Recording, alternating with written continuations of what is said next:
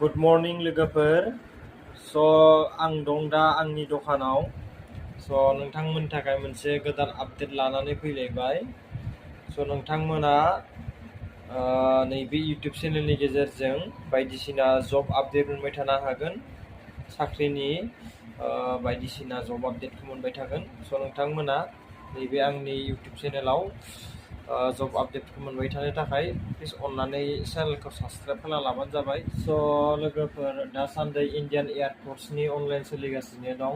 नोंथांमोना जुदि सोरबाफोर अनलाइन खालामनो गोसो दंबा अनलाइनखौ थाबैनो खालामना लानो हागोन। नोंथांमोना इन्डियान एयारफोर्सआव अनलाइन खालामनो थाखाय क्वालिफिकेसना HS पास जानांगोन, लोगोसे साइन्स स्ट्रिमाव पास जानांगोन आरो गासैबो साबजेक्टआव 50 मार्क्सफोरै थाजोबनांगोन आरो। नोंथांमोना जुदि सोरबाफोर साइन्स स्ट्रिमाव फरायनाय दङबा नोंथांमोना थाबैनो इन्डियान एयारफोर्सनि अनलाइन सोलिगासिनो दं, बेयाव अनलाइन खालामना लाबानो जाबाय। लास्ट डेटआ 31 जुलाइआवनो, बेनिखायनो नोंथांमोना 31 जुलाइनि आगोलावनो अनलाइनखौ खालामना लाबानो जाबाय। दिनैनि भिडिअखौ बेखिनियावनो दोनथ'नाय जाबाय लोगोफोर, गोजोन्थों।